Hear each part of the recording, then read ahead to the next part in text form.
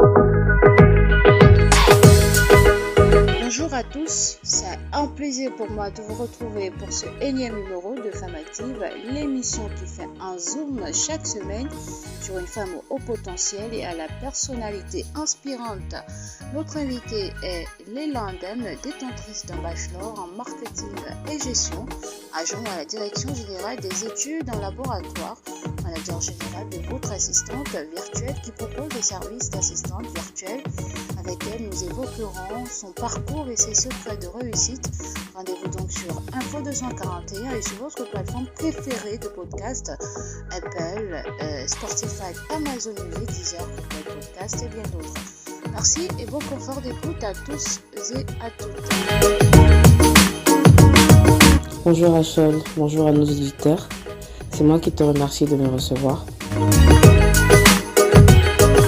Je m'appelle Leila Andem, j'ai 2 enfants. Je suis détentrice d'un bachelor en marketing et gestion. Actuellement, je suis agent à la direction générale des études de laboratoire et en parallèle, je suis manager général de votre assistante virtuelle. Alors, votre assistante virtuelle propose des services d'assistante en freelance, c'est-à-dire que vous n'avez pas les moyens d'embaucher quelqu'un à plein temps. Nous vous faisons une prestation à la carte, c'est-à-dire c'est en fonction de vos besoins, que ce soit de manière mensuelle ou à la prestation. Nous fournissons des services en gestion commerciale, des services après-vente, en gestion administrative, c'est-à-dire tout ce qui est rédaction administrative, démarches administratives et autres, en prospection. Et depuis peu, nous faisons aussi de la mise en relation. Alors, avoir recours à nos services, ce serait déjà avoir un gain de temps, ce qui permet de déléguer certaines tâches et de vaquer à des occupations prioritaires. Et en plus, ça permet de faire des économies en frais de personnel. De prime abord, j'ai passé 7 ans dans une entreprise privée en tant qu'assistante technico-commerciale. Et par la suite, j'ai senti l'utilité de créer mon entreprise dans laquelle j'exerce depuis 3 ans.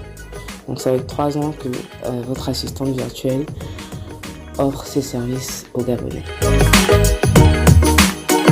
Alors concernant les difficultés que je rencontre au quotidien, je pourrais parler de 3 difficultés essentiellement. La première, ce serait lorsque je tombe sur un client qui n'a pas une vision claire de là où il aimerait aller avec son entreprise. Parce que vu que mon activité dépend de l'activité de mes clients, il faudrait que j'ai des clients qui sachent exactement où ils veulent aller, qui aimeraient que leur entreprise ou leur domaine d'activité soit toujours présent sur le marché gabonais sur 10, 15, 20 ans, 30 ans et plus, parce que ça pourrait même être un héritage pour leurs enfants.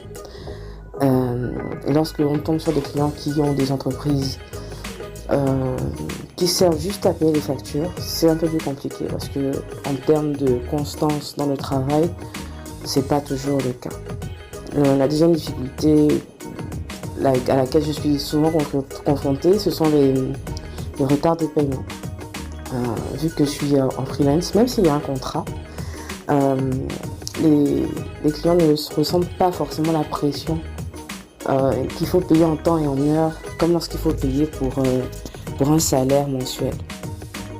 Et la troisième difficulté dont je pourrais parler, ce serait les mesures d'accompagnement, c'est-à-dire l'octroi de crédit et autres.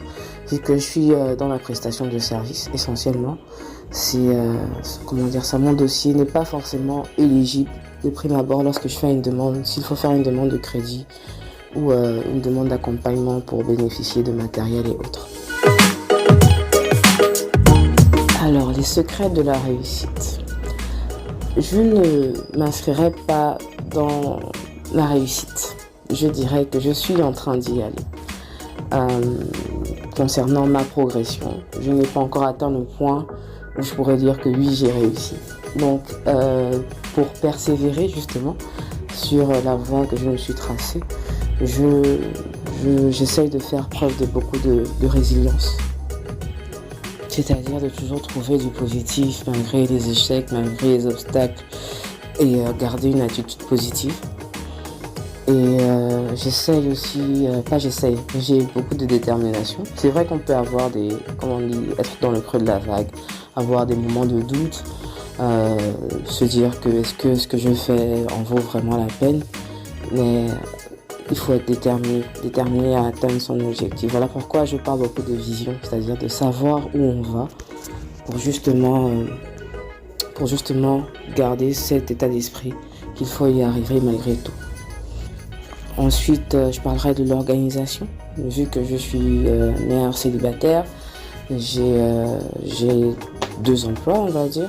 Il faut vraiment trouver le juste milieu et savoir comment gérer en même temps sa vie de famille et sa vie professionnelle.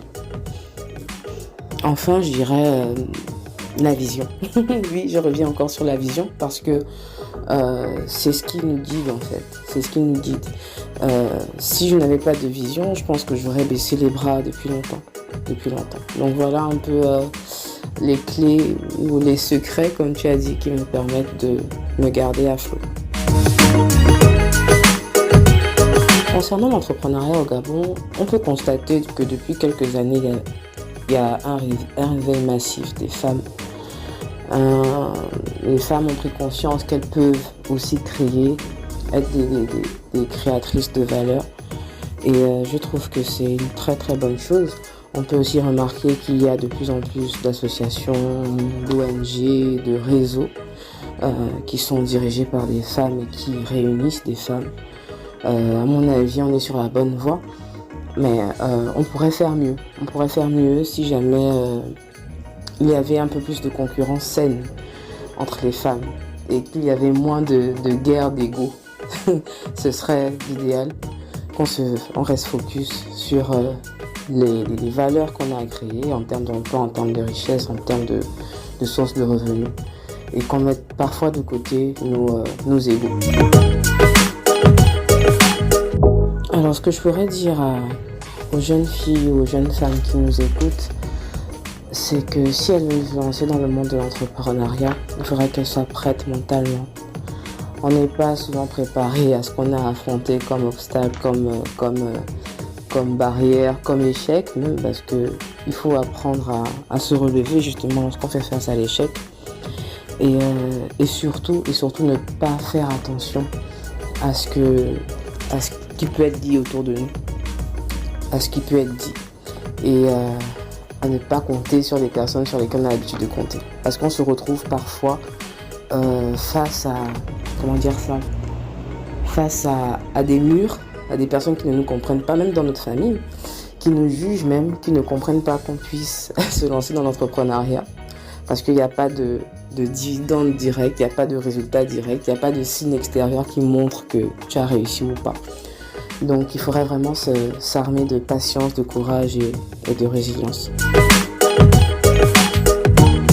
Alors comme mot de fin, je dirais que si vous avez besoin des services de votre assistante virtuelle, vous pouvez nous contacter via WhatsApp au numéro 077 26 52 46 ou encore via notre adresse mail votreassistantv@gmail.com ou tout simplement par notre page Facebook.